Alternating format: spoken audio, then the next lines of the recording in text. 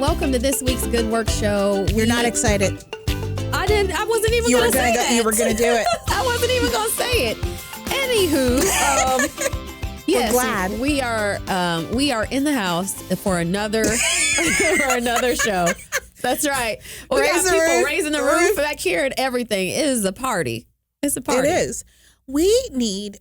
I still stand by the fact that we need sound effects. Well, get some sound effects. I don't know how do we do this. Effects machine. We need to be able to say when we welcome somebody to the show, there needs to be applause. Oh, okay.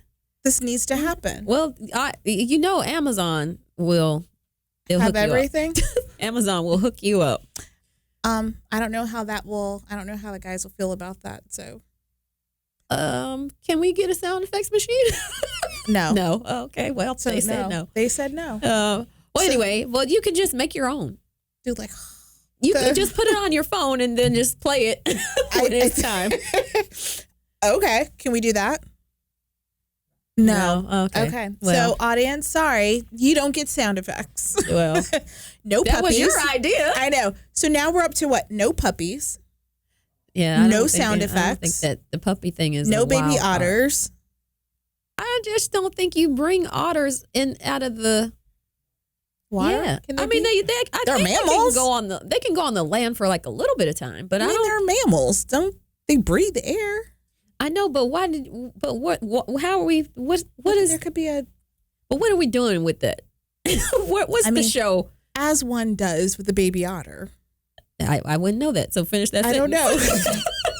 I need you to. Apparently, they have to be groomed for several hours a day. Like there were people at the baby otters, like because that's like their in the zoo in the captivity. Yeah, so like like in the wild, their mothers groom them. Oh yeah, in the wild. Yes, so when the baby otters came to the aquarium, that was like a job for somebody just to like brush the otters. Oh, okay. I was like, oh my gosh, what a dream! I was living the dream. Getting paid to brush do you think they got paid? I don't know. But it's probably a volunteer opportunity. Even if not, I can think of some volunteer opportunities that I've done that are nowhere near as great as cuddling and brushing a baby otter. Well, that you should sign up. I know. We just need to get Joe Handy back in here, and we need to make that happen. Well, you should definitely do it. Obviously, by now, I think our audience knows I'm obsessed with. Yeah. Anyway.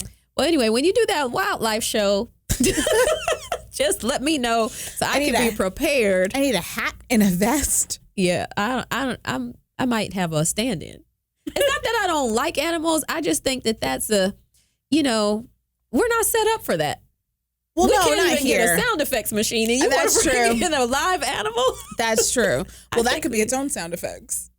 It would be some that sound is effects. True. I guess yes. I think we should stick to what we know. And what we know is our guest today. That's right. So we have Chief Pat Labat, who is going to come on the show from the City of Atlanta Department of Corrections, going to talk about the PAT 3 program. I just love that the name is Pat, but anyway. Awesome. But it's a really good program that is unique to the city. And he's going to tell us all about it. I really hope that everybody sticks and hears the show because he's doing something in the world of corrections that is changing people's lives in the fact that they're getting these people ready to go into the world in a very unique way while they're still incarcerated. Yeah. So, and not waiting until afterwards, which is... Honestly, it's too late. When somebody leaves and they're going back, you've got to that rapid attachment to jobs, to family, to work, to people who are doing positive things. It needs to happen before they make the transition. Right. I mean, my thing is, no matter what kind of life transition you're making, you need to be prepared for whatever that next step is. And, when you think about kids leaving from like preschool going into elementary school or, even if it's small things. I just remember like when you have open house, when you're going into high school and you're like, oh, well, let me go that day so I can walk around and like fake walk walk my schedule. Find your locker. So I know where my well, we didn't have lockers, but, You didn't have lockers? We had 2 sets of books. We had a school set and a home set. But what if you had your jacket you didn't want to carry around all day? plug. We did not have sling lockers. it over your shoulder and keep going. We did not have lockers. So we had a set we had a set of books that we took home, and we had a set of books that you had but that you used even in if class. you didn't take your book around, like I don't think I took all my books to class, but in high school I did have a locker. I had a backpack too, but I didn't want to carry all that stuff around all day. Backpack and a dream. That's what you had. You did not have a locker. And a dream.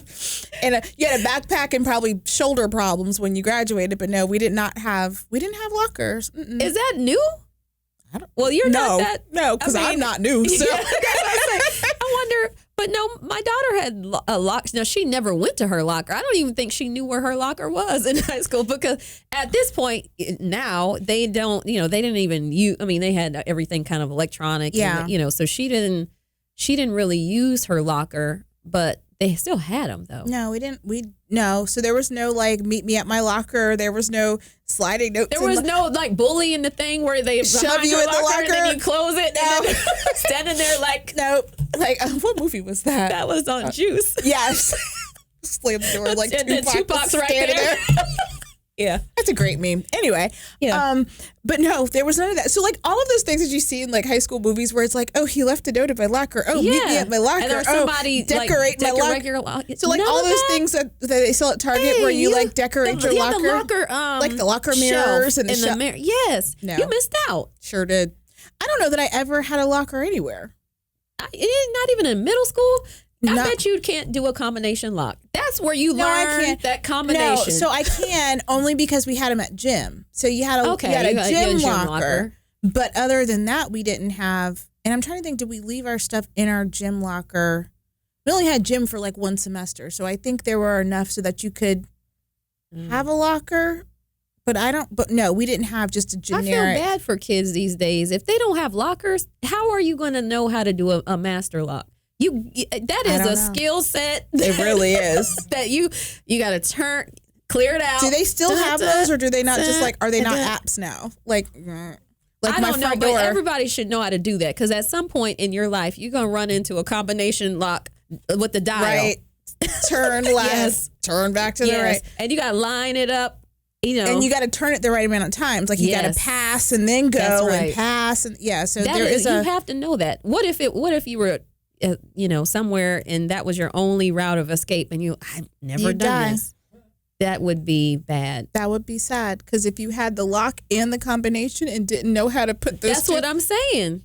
It's not intuitive, because the paper doesn't, it just has 3 numbers. It doesn't tell you right, left, right. That's right. And you have to know. And you have to right, know. left, right. And you have to know you got to go all the way around that one. And come back.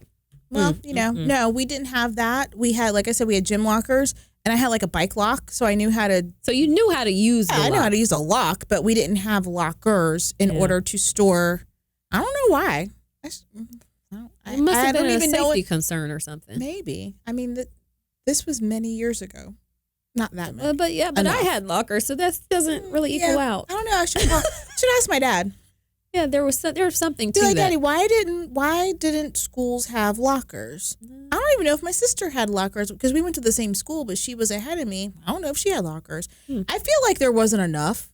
Maybe that's what I honestly feel. Maybe you didn't have a locker. No, I just think that there weren't enough. Your last name is L. They ran out. They ran out of lockers at K. really feel like they didn't have enough, so they said nobody got them. That's going to be my theory, that there weren't enough lockers in the school for everybody to have one. So they just said nobody gets lockers. Well, that's my theory. That's fair, I guess. With overcrowding, because we had portables. We had all those little shacks that were out in the field that you had to go to. Yeah. That was awful. And growing up in Florida, yeah, you wouldn't want that, because you might get swept away. Absolutely. Between the rain and the heat, having to go out to classes in a portable, it didn't feel safe. Yeah, it might not have been. But anyway, what is safe? I don't know how we got down this road. I don't know. Oh, because I hang out with Chief Labatt. That's safe. Because I started with walking around class, and then you said locker, and then that's yes. Sometimes I just need to know how we ended up in the rabbit hole. I'm cool that we're in it. I just need to know how we got there. The funniest one was Dixie Carter. Yeah, when she was dead. Well, she still is. Well, I didn't know that. That hasn't changed. But anyway, that is a whole diversion. Yes. From Chief Labat, who is going to come on the show and talk about really unique solutions to helping those folks who are in his jail. And it is just a remarkable program. It is. So we want you to stick around, hear from the chief, and then figure out at the end, we are going to talk a little bit more about what he's doing and, how that, plays into what we're doing here at the Good Work Show, because we like to bring you good content about things that are going really well and people who are finding good solutions, whether they're mostly from nonprofit world. But, sometimes you run across an individual like the chief who just really wants to make a difference and sees an opportunity to do that and keeps it going.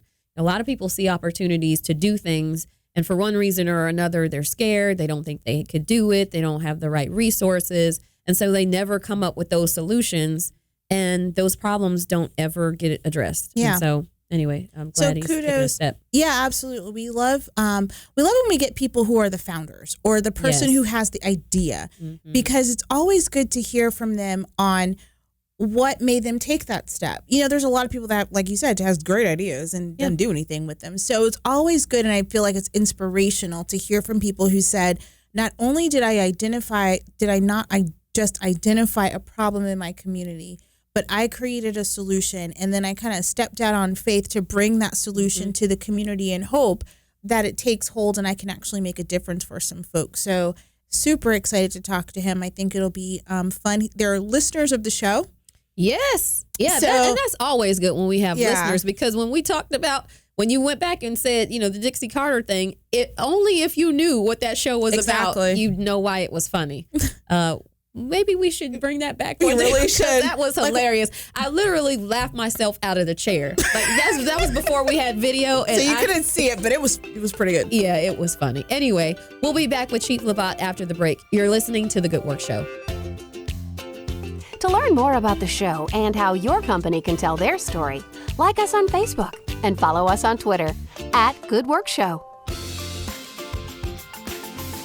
Audience, welcome back to the Good Work Show. We are excited to not do anything wrong at this point. Not to do everything right legally. No, we are excited because we have Chief Pat Labat in the studio with us. He is from the City of Atlanta Department of Corrections. Welcome to the show. Thank you so much. It's an honor to be here. Yeah. My wife and I listen quite often, and it's an opportunity for us to share with some of the things that people simply don't know about. We do a lot of work inside the jail and outside the jail, and thank you again for having me. Yeah, it's our pleasure. We don't often get city officials on the show, so this is like really, really cool for us. And they listen to the show. I know. That's actually the best. That is part the of best it, part of this whole thing. That we have listeners, fantastic, and people like it. It is absolutely fantastic.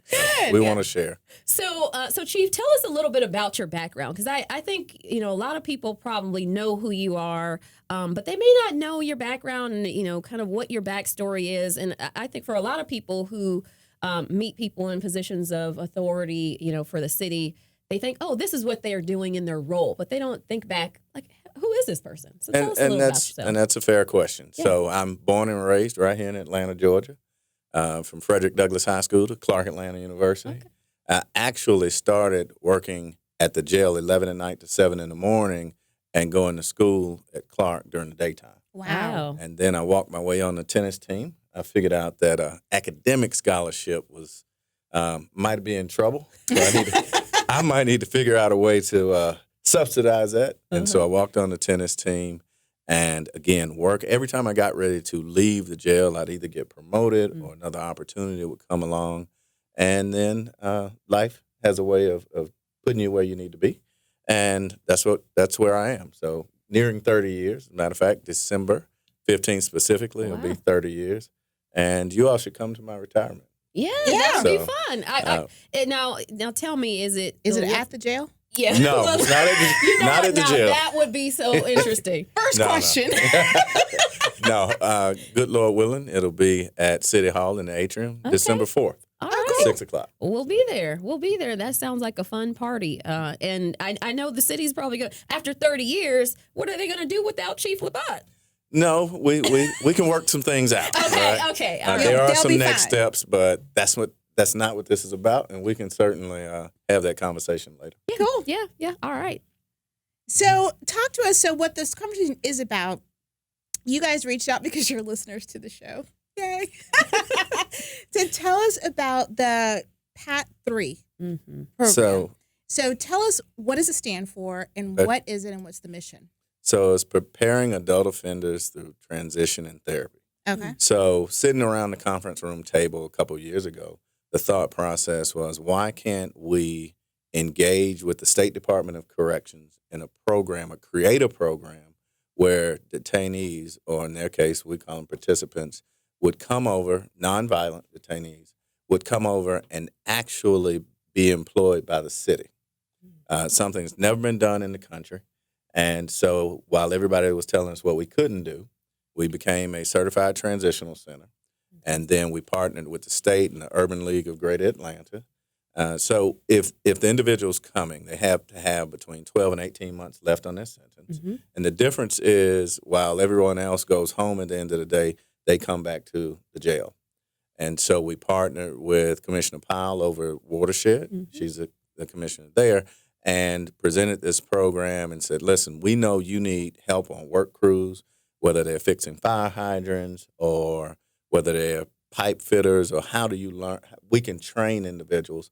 But here's the important part, and this is really where it came from. I make no bones about it. I was raised by a single black female, met my dad twice, and I tell everybody, we have a responsibility to make sure those that are incarcerated can figure out what next steps look like when they get ready to get out. Mm-hmm. And so the participants, when we started the program, the participants were to have children so they could start paying child support.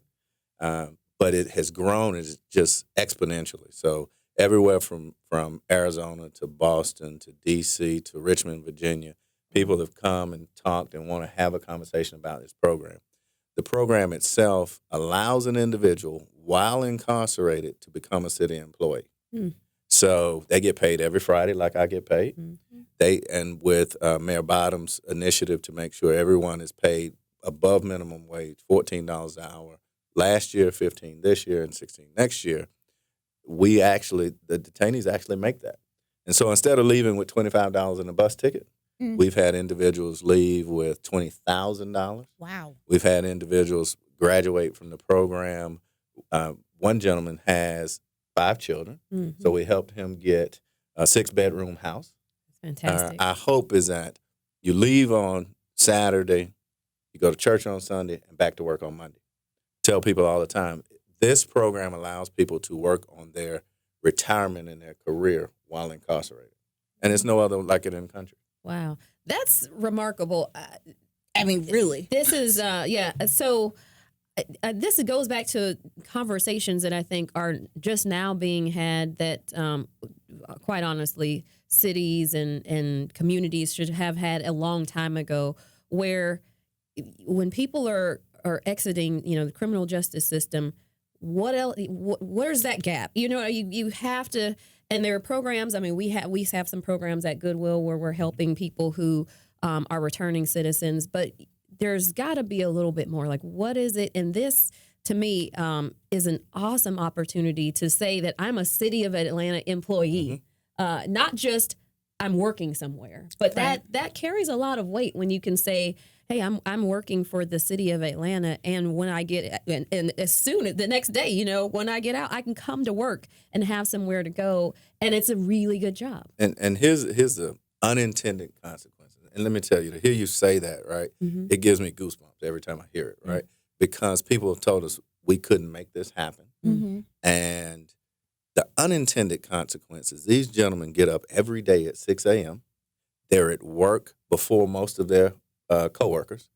They work overtime just like their coworkers. But the unintended consequences is the level of pride that they Mhm. take in the job. Mm-hmm. I hear their supervisors come back and say, "Do you have more people like that can be in the program?" And let me be clear: we started out with 20. We've gotten as far as 31 individuals. 9 have graduated totally out the program. The other piece is when the State Department of Corrections and Tim Ward over at the State Department of Corrections sent us a list of people to choose from. They sent 1,600 names. Wow. And so we could afford to be choosy. Let me Yes. let me be clear. Bad things happen to good people. So you end up in a situation where a person that may have a lawn care business is incarcerated. A plumber may be incarcerated. An electrician may be incarcerated. So we can put them in a place to be successful. Right. And part of that, back to your point, is they believe it's a true second chance. Yeah. And they see this. And the other piece to this is we reconnect you with your family. So we have family day in the auditorium, so your family can come and hang out. And one of the most proud times at the City of Atlanta Department of Corrections, every year we partner with Mrs. Omalami over at, now it is Hosea Good Works, right? Hosea Works, I apologize.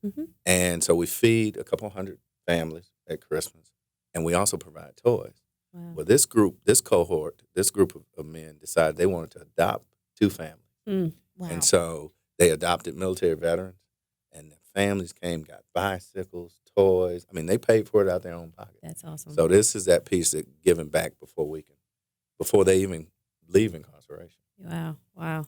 You know what, Chief? We have 3 minutes left before we need to take a break. I think we need to come back after the break and talk a little bit more about this program and what you're doing. But this is just remarkable. Kudos to you for not letting people tell you what you couldn't do, but seeing past what what could be a challenge, but also seeing how awesome this could be for those individuals who so choose to take advantage of it. And it's nice to hear you say, because there's a lot of stigma, I think, behind giving people second chances. We see it at Goodwill. Some people, yeah. A lot of people get a lot of chances. Well, that's true. That's true. That's true. Too many chances. That's true. But there are a lot of people who don't.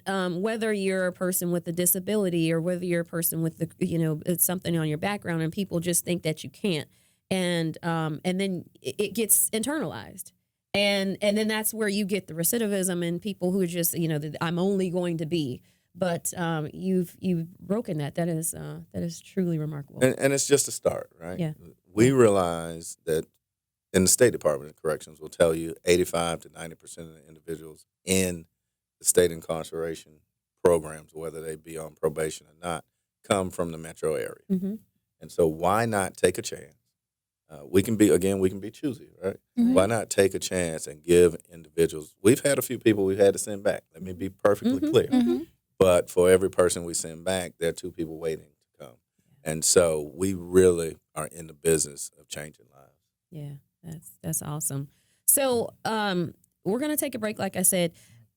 We've got like a minute left. Trinice, is there something else that you want to kind of ask Chief? Well, I just want to make sure on the other side of the break that we talk about where this idea came from. Because we've kind of dug into all the great stuff that you're doing and some of the outcomes. But I really want to go back and talk about, what made you come up with this incredible idea and bring this to the city of Atlanta, and then maybe get some stories of some people that you've had a couple of folks graduate. So let's talk about some of those people and put something behind it so that people understand that real personal story. So let's do that after the break. And I think it's kind of cool. We should not just end with that. It is your name, Pat 3. Just saying. So, and it's a really good point.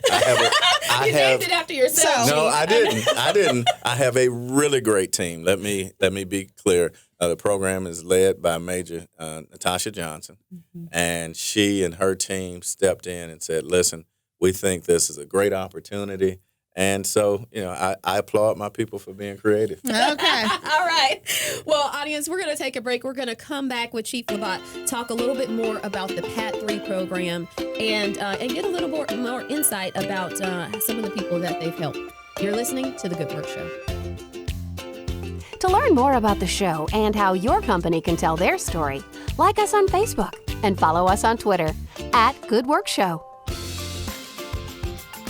Audience, we are back, and we have been having a really great conversation with Chief Pat Labat from the City of Atlanta Department of Corrections, talking about the PAT 3 program. It's not named after him, but it has the same acronym. I mean, yes, but a really innovative way to take folks who are in Department of Corrections, before they leave and give them the opportunity to not only work to become City of Atlanta employees, make a great wage, and be able to reconnect with their families. And even when you mentioned before the break, having opportunities for them to give back to other families who are facing some challenges, and just out of the kindness of their own hearts, which again, going back to that point where people give up on others and don't feel like they can do anything more than what that, and just inspiring and letting them on their own decide, hey, we want to use our hard-earned money while we're here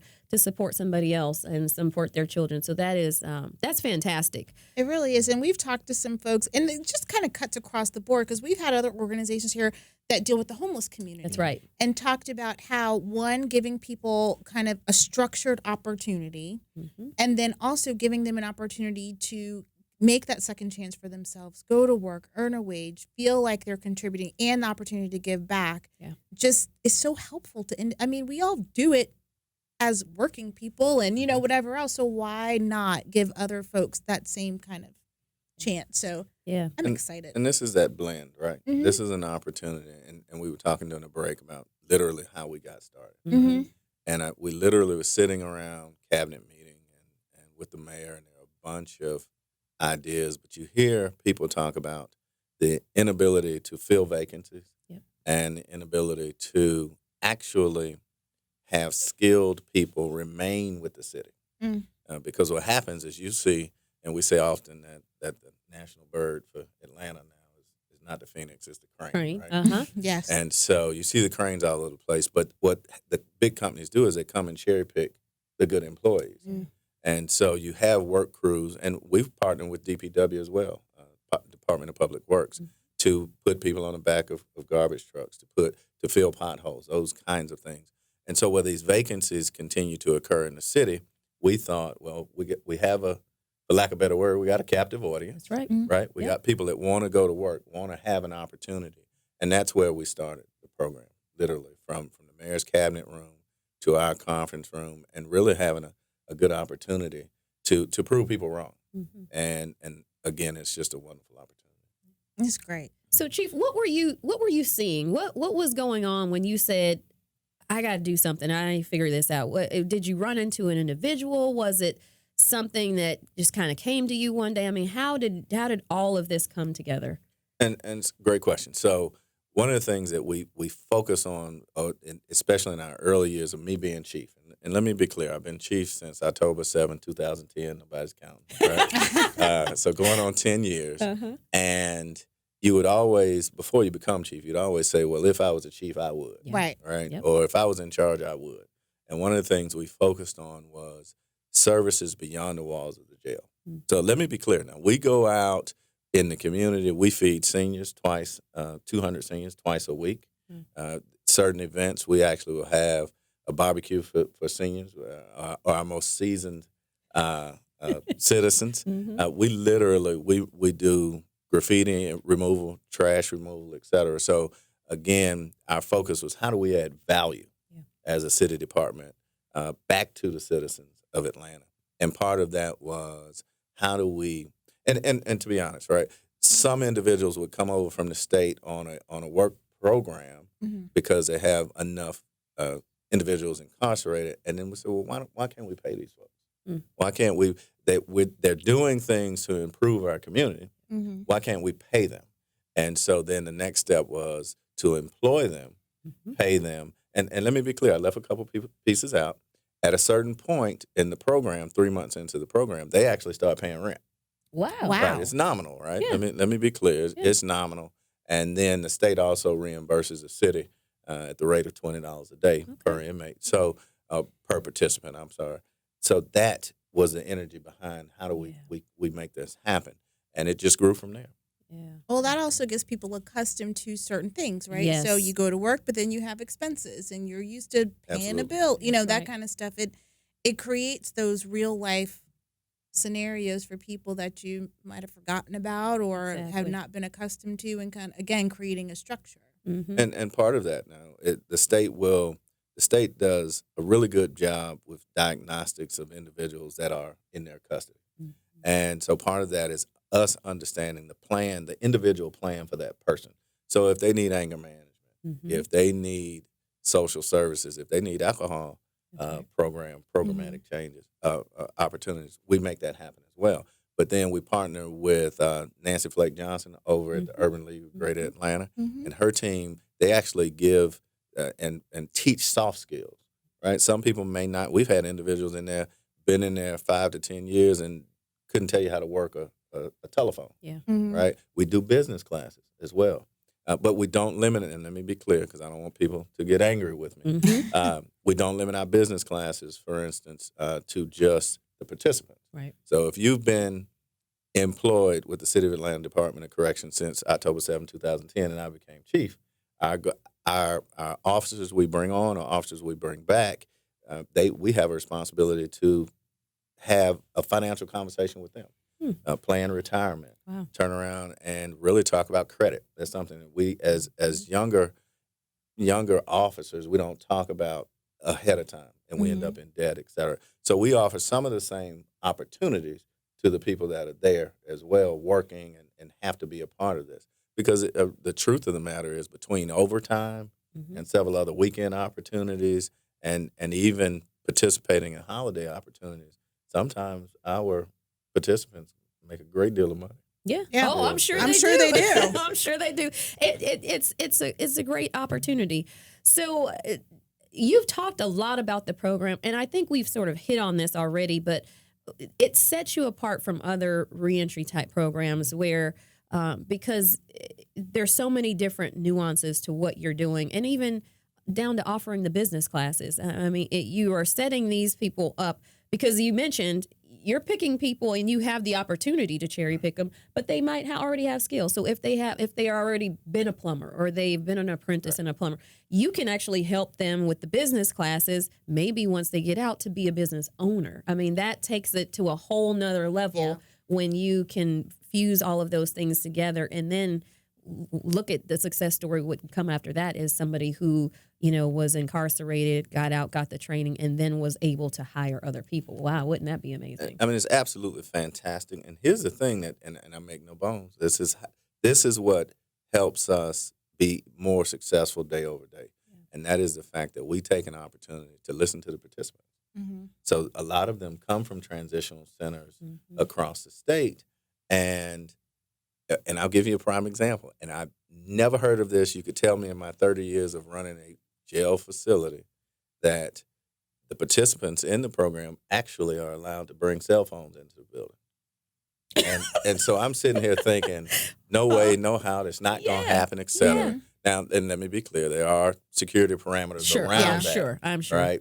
And we have sent people back for inappropriate. We check the phones, et cetera. But we want to give them every advantage to be successful. We give them a debit card. So we save their money for them. But each week they get a debit card. So when they are side by side working on a crew, they can turn around and go to Wendy's or whatever the lunch break is. And so, I mean, literally, I have been out at lunch, and the gentleman come running up to me, and we have lunch together. Another part of the program is treating people, getting them, as you said, getting them prepared to be back out. Yes. And so we will take the participants out and just have pizza, right? Things that at the beginning of the program, we thought, oh, why would we do this, right? Why would? But the participants grow on you. Yeah. They grow on you, and I mean, it's almost like a family, and giving them opportunities that never existed. It just seems like we have our criminal justice system. We put people in jails or whatever, and they're treated a certain way, and expectations and all that kind of stuff. And then we have some sort of expectation that when their time is up, that they're just supposed to re-enter life and just pick up wherever you. And I mean, if you think about the way technology has changed and the world has changed in the last, I don't know, if you miss 18 months, if you miss 2 years. That's 3 iPhones. That's 3 iPhones. It's true. Absolutely. It's and 2 MacBooks. Right. Yeah. Right. I mean, if you've missed that, if you haven't been keyed into the new, I mean, somebody was actually laughing. They were like, if somebody had gone into jail and then came out a couple years later, and you were like, who's the president? Like, that guy who was on The Apprentice? Like, so much of life has changed in that time, and just being able to understand the speed of things now, how things work. I mean, it's just, I couldn't imagine it. So giving people that opportunity to kind of have, like when you have a goldfish, like when you get a fish and it's in the bag and you put the bag in the water before you just dump the fish into the tank. Like it's like the bag. Gradual step. Yeah, you can use that. I will. I promise you.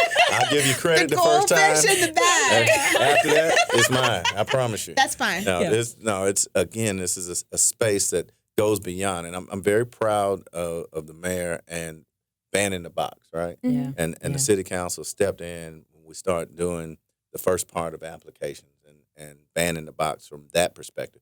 This goes beyond that. Yeah. This says, okay, the box is gone, but let me give you a true opportunity. Mm-hmm.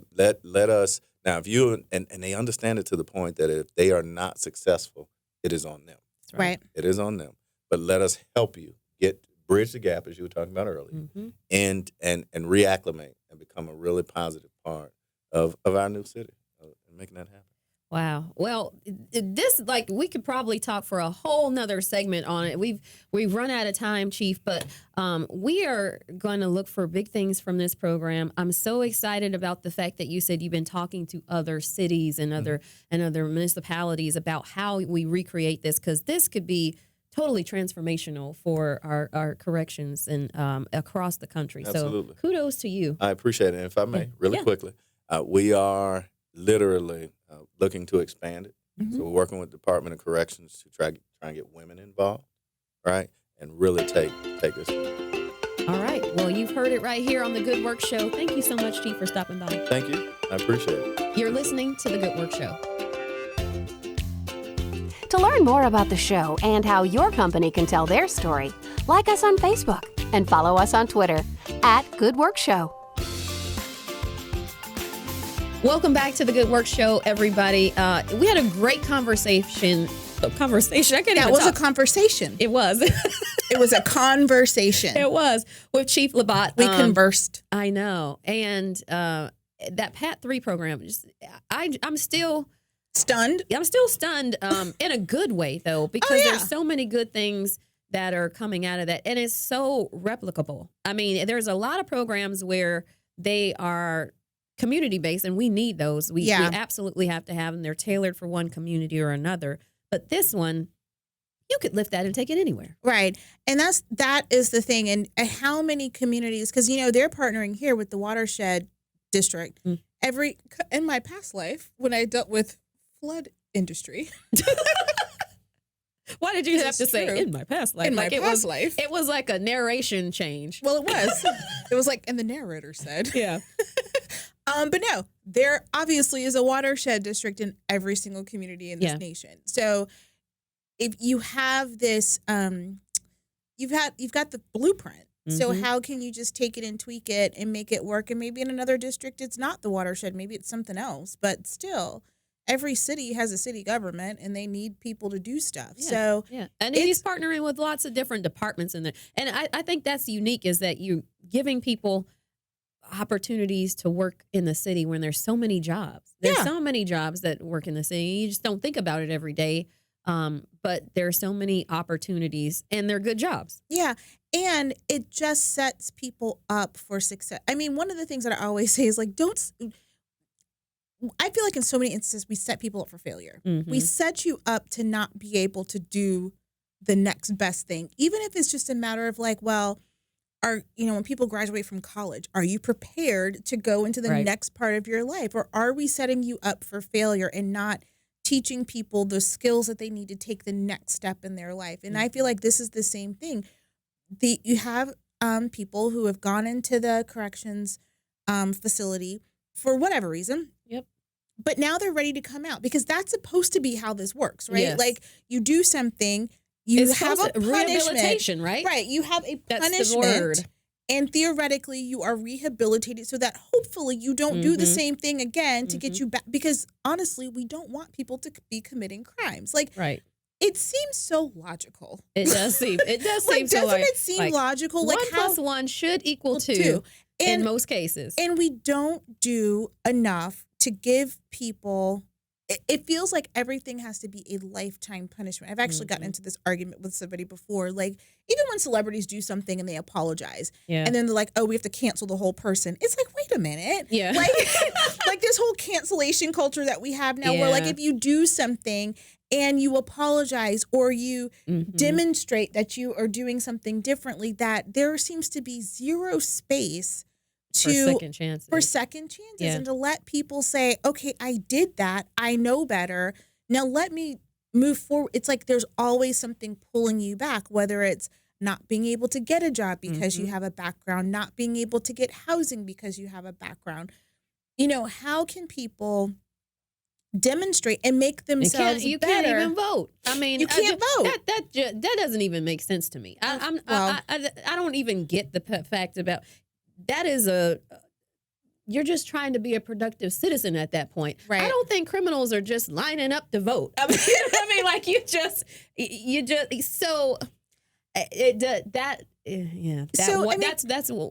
my one thing. I was like, that makes no sense.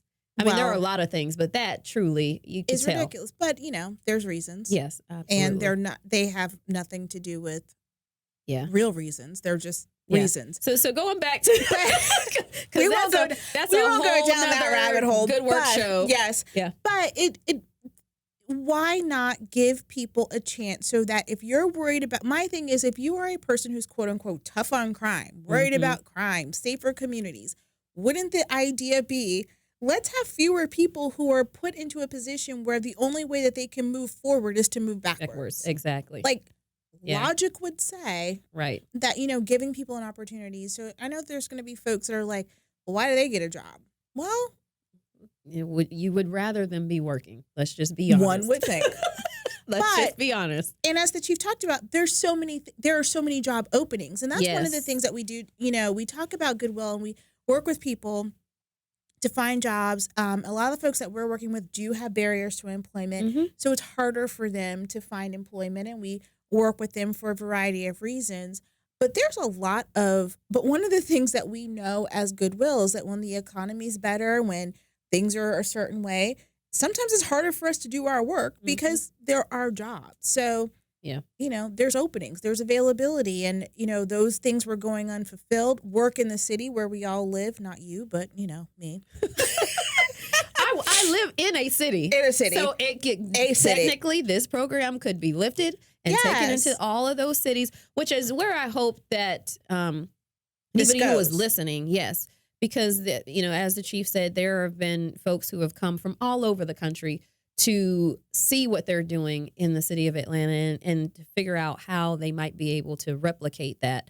And then I love what he said at the end is really, trying to take it so that not only it's a program for men, but also a program for women. And then how do you continue to expand that? So I'm wishing Chief Pat and the rest of the team the best in doing that. And we'll be a champion for the Pat 3 program here on the Good Work Show for sure. Because at the end of the day, less crime is better.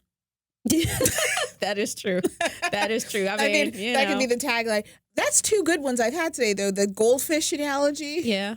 That was less good. crime is better. And less crime is so better. if you ever run for office, that's going to be that's my bumper sticker.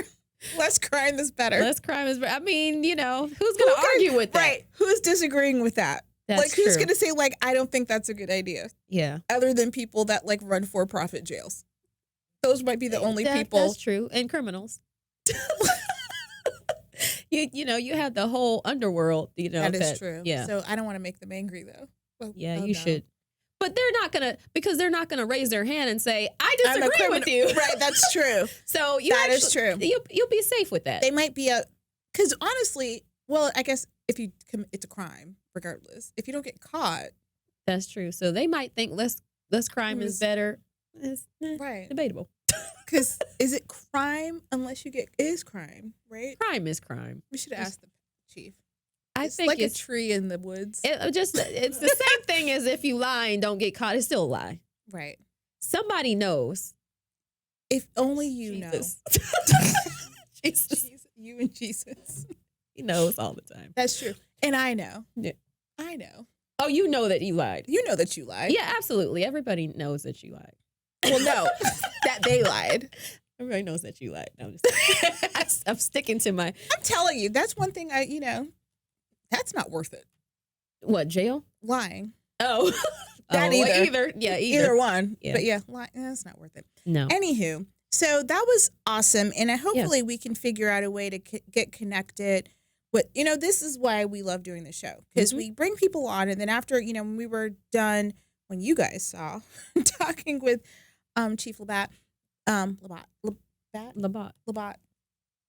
it didn't rhyme. That's right. Pat Labatt. It did not rhyme. Oh, you were trying to make his name rhyme. No, I remembered that I didn't. So that's why, Okay. Anyway, but realizing like, and when he said that he worked with Gateway Center. Raphael? So we were like, oh yeah, we just had Raphael on the show a couple weeks ago. And then he was right. working with Urban League. And of course we just had Mike Schumann. And then we were talking about trying to get Miss Nancy on. So there's Lots of all these connections and, working in the community space here in the city of Atlanta. We talk about how small, it's a big town, but it's a small town.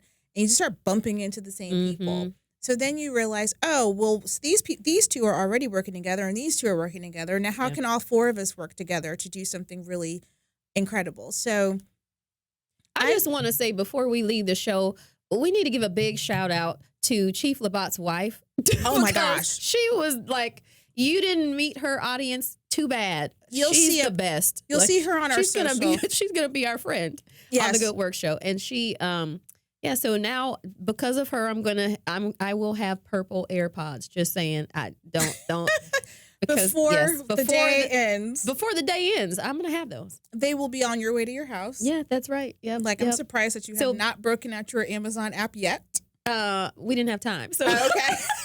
But as soon. Just because so she was super cool though. And heard the show. Well, she heard Raphael's show. That's right. She heard Raphael's show when we interviewed Raphael Holloway from Gateway Center. I always want to call him something else, which is not his name. So that's why I double checked.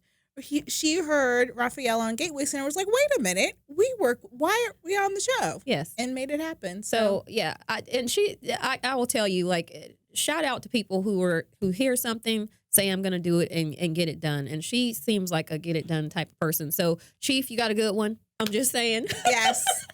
Hold on. Yeah, right.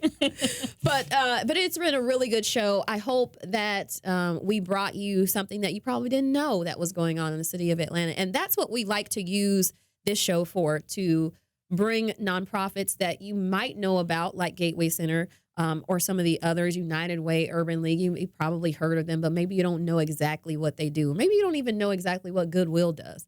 And we hope that you do by now, since you've been listening to the show. But if you don't, this is an opportunity to do that and bring people and programs and organizations on the show that you may not have ever heard before, like the Table on Delk or Raising Expectations. And they're doing some really fantastic work in the community and may not be the ones that you hear about on the news every day. Maybe they don't have the biggest social media following, but they are changing people's lives every single day. And so we hope that you got this from that program.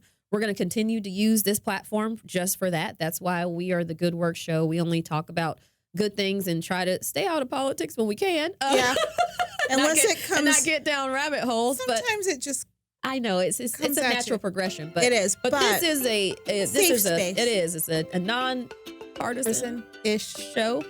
And it's a safe space. It is. It's a come on in. show where you can laugh, smile, feel good about the content, go out, tell somebody else, find a volunteer opportunity, a way to give back, and just be part of something good. So thank you for joining us on this week's Good Work Show. We will see you again next week. Bye.